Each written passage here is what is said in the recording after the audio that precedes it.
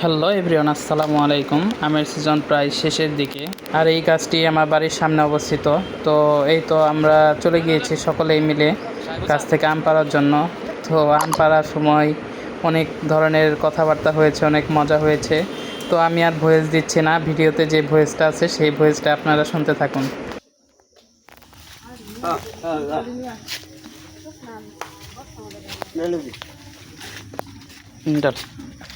এনে বস্তা ডালি পুরো বস্তা আমাকে ডালি বস্তা ডাল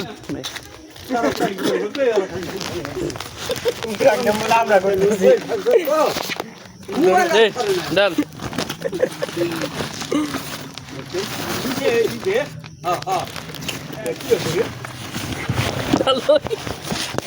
পুরো দুনিয়া আরেকটা বালতি খালি করে দে ডালো ডালা ভাই না দাদা মোবাইলটা আপনি কোন যায় না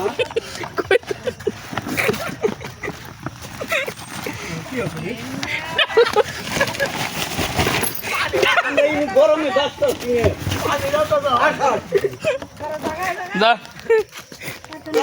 ওই ওয়ারি করে আসছে রে ওটি এক্সট্রা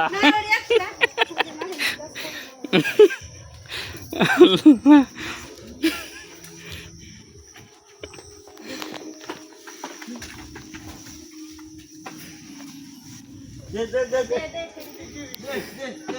দে সাইড দিয়ে দে দে দে আজও না আর জুইব না। রাস্তা আছে না রাস্তা নাম দেই ওটা গাজা আছে দেই সব দিন দাদা দিন দে পুরা মাস্তি ওই যে জায়গা তো সব ওই জাম জায়গা তো এই ব্যাগ নিয়ে জনি, ব্যাগটা তুলে দেন না কোথা, যা ব্যাগ তুলে দে। জানি তো পারবো তো এই ব্যাগ তুলে দেন না কোনা, না তো তুলে দে, যা আমি কেমনে তুলব আমি পারি ওটা হাত দিয়ে তুলে দিবি। দাও নানা আছে তো নানা ওই ওই যে আসি না যে মাইন মামার কইতাছি যা পূজা বয় আমি যাবো দে দে, হ্যাঁ দে দে, যা।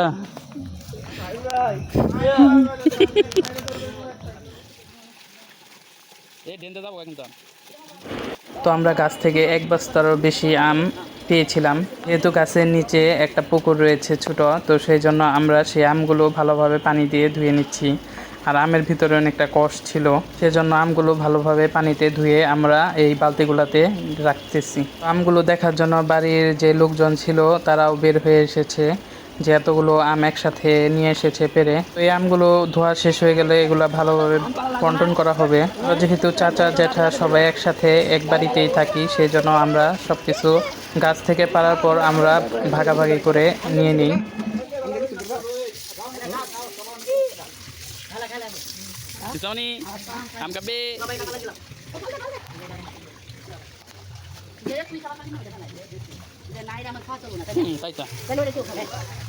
খাও খাও খেলো, ফাটা গেলে খেলো।